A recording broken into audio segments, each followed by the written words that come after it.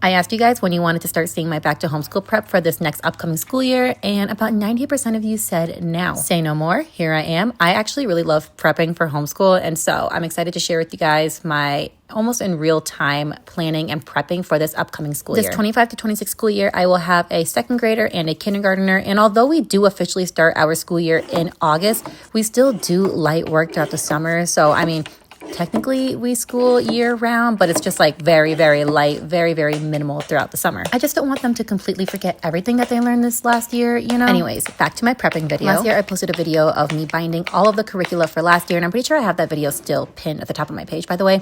But I pretty much binded every single thing.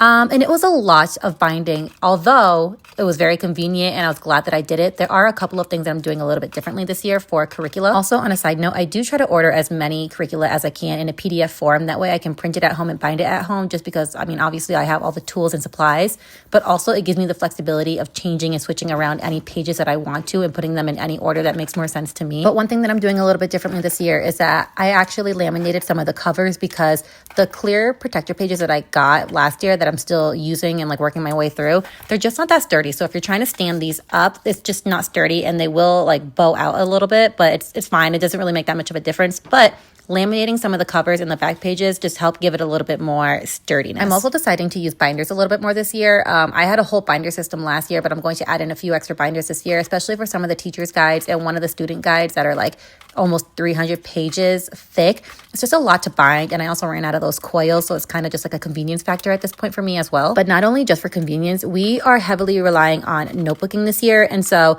it's just going to be easier to be able to just take things out of a binder, have my kids color, whatever, draw, cut and paste it into a notebook. And so a lot of it is just convenience, and there's just a few different things that I'm doing this year. Honestly, the only thing that was a pain in the ass was hole punching these, because I can only hole punch like 5 pages at a time. And like I said, these stacks that I was hole punching were about 300 pages thick. So it took me a minute and my arm was so tired. Honestly, when it comes down to it, this whole night took me about 2 hours. So it really wasn't that bad for like laminating, binding, and hole punching everything. And I just literally threw on Law & Order SVU and just zoned out the whole time. This was about the point where my phone died and I didn't even realize it because it was propped up. So I don't have a video showing the rest of this. But I mean, I'm just hole punching a bunch of papers.